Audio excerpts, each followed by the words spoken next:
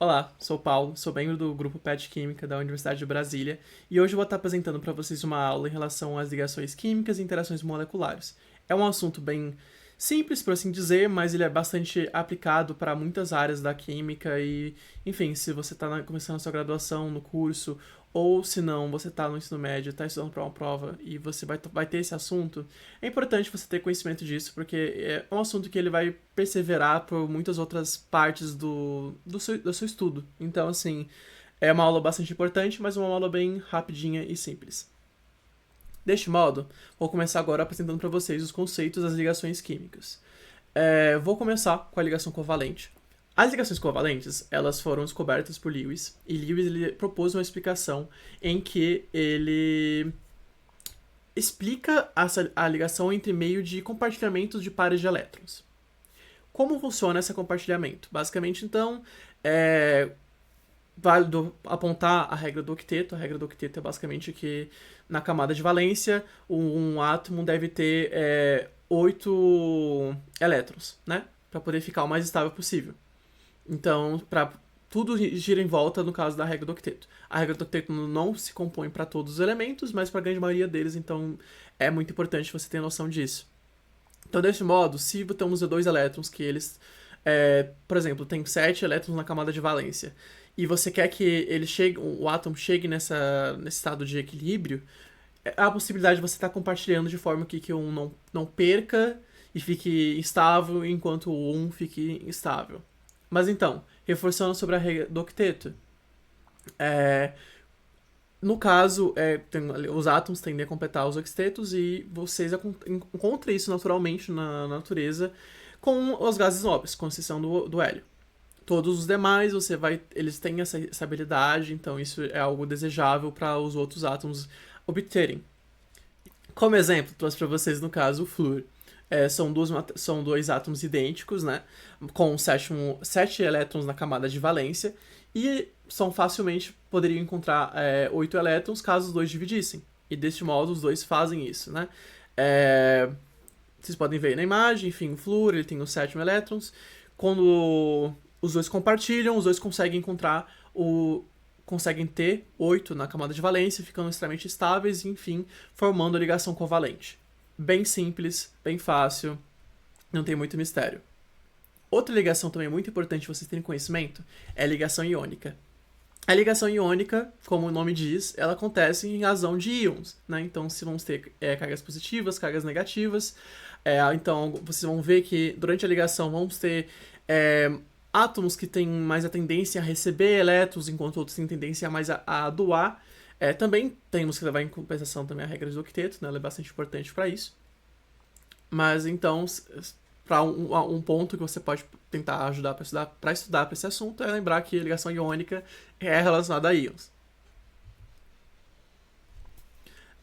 No caso do exemplo que eu trouxe para vocês, foi do CaCl2, em que temos o cálcio e o cloro. O cálcio, ele tem a maior tendência a doar os elétrons dele. Então, deste modo ali, você pode estar vendo, né? Aliás, um ponto importante você se observar é que nós vamos estar doando apenas um elétron para um outro átomo. Então, deste modo, tem que ter a semi-reta, né? Então, se você for fazer a puxar retinha, tenha a noção que tem que ser apenas um tracinho, não os dois, porque você não está doando os dois, apenas um para um átomo. Se fosse doar os dois para um só cloro, seria uma seta perfeita ali, mas no caso é uma semi-reta. Então, deste modo, o cálcio ele vai estar doando pro cloro. O cloro ele tem 7, né? E ele recebendo esse mais outro elétron do cálcio, ele entra na regra do octeto, fica estável e você consegue fazer a formação da ligação iônica. E é basicamente isso por ligações químicas, que é importante você ter uma noção. Então, agora vamos começar com os conceitos de interações moleculares. As interações moleculares acontecem entre moléculas, né, dos compostos, e existem 4 tipos diferentes de interações, que eu vou estar apresentando para vocês, que é íon dipolo, dipolo induzido, dipolo-dipolo e ligação de hidrogênio. A força íon dipolo acontece quando você tem um íon, uma molécula polar, que está muito próximo desse íon. Geralmente essa molécula polar é a água. Então você vai acontecer, se você ver algum exemplo, por exemplo, na sua prova, enfim, ou algo do tipo, que tenha, envolva água, possa ter certeza que vai ter alguma força íon dipolo acontecendo ali. No caso, vou trazer de exemplo para vocês, a água, vocês podem ver que ela tem uma geometria angular, que é como vocês chamam essa geometria que parece um triângulo, né? E por ter essa geometria angular, temos partes do composto, da molécula, que temos uma carga parcial positiva e uma carga parcial negativa. No caso, a carga parcial negativa está no oxigênio, que é bem mais eletronegativo, e o hidrogênio ele tem a carga parcial positiva. O que então acontece? Se temos um íon, por exemplo, o cloro, que ele é negativo, e ele está próximo a essas moléculas de água, elas conseguem atrair, fazer uma interação com esse cloro, de modo que, se o cloro, no caso, como ele é negativo, ele vai estar atraído pela porção positiva da água. Então, o cloro vai estar sendo atraído pelo hidrogênio, como vocês podem ver na imagem ali. Caso fosse, por exemplo, algum íon positivo, então estariam sendo atraídos pelo oxigênio, né? Então, que é a parte da parcial negativa da molécula. Então, caso vocês estão vendo algum exemplo, envolve alguma molécula polar e um íon, lembre-se que está acontecendo então uma interação do tipo força íon dipolo.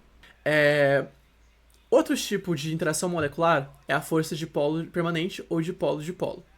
Ela acontece enquanto temos moléculas que têm diferença de eletricidade, né, de polo elétrico. Umas são mais fortes que as outras.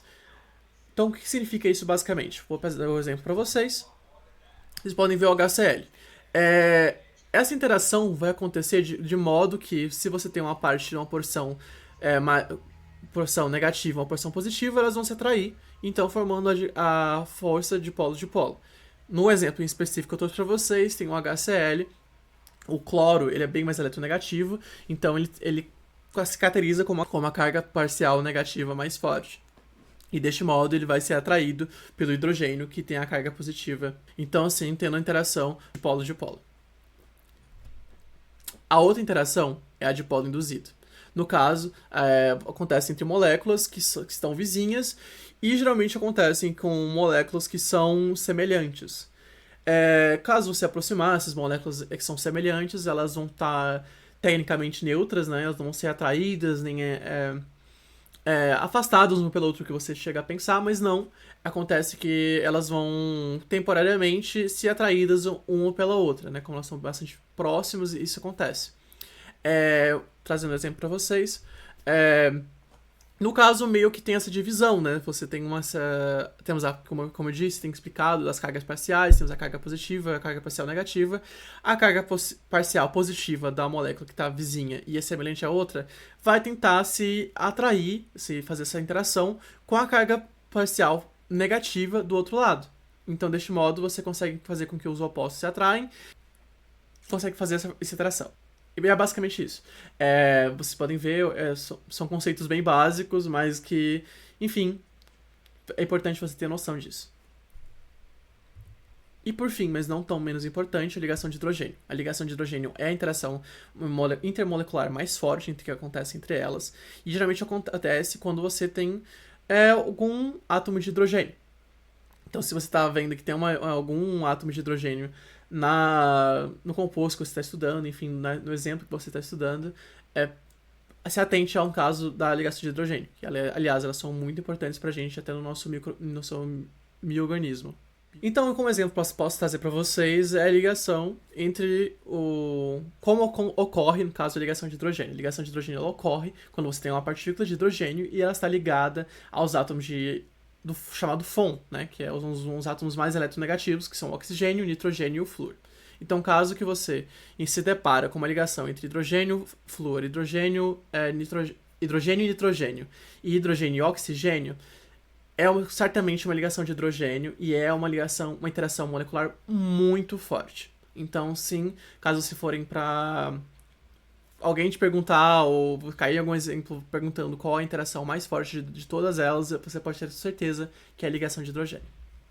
Bem, no mais é isso. Como eu disse, é uma aula bem simples, é um assunto bem simples, mas é que é importante você fazer essa revisão, porque persevera em muitas outras partes da química, enfim, e no seu estudo você vai ver que você vai precisar muito dessa definição para outras partes. No mais é isso, agradeço muito a atenção de vocês e fiquem atentos para até a próxima aula. Tchau, tchau!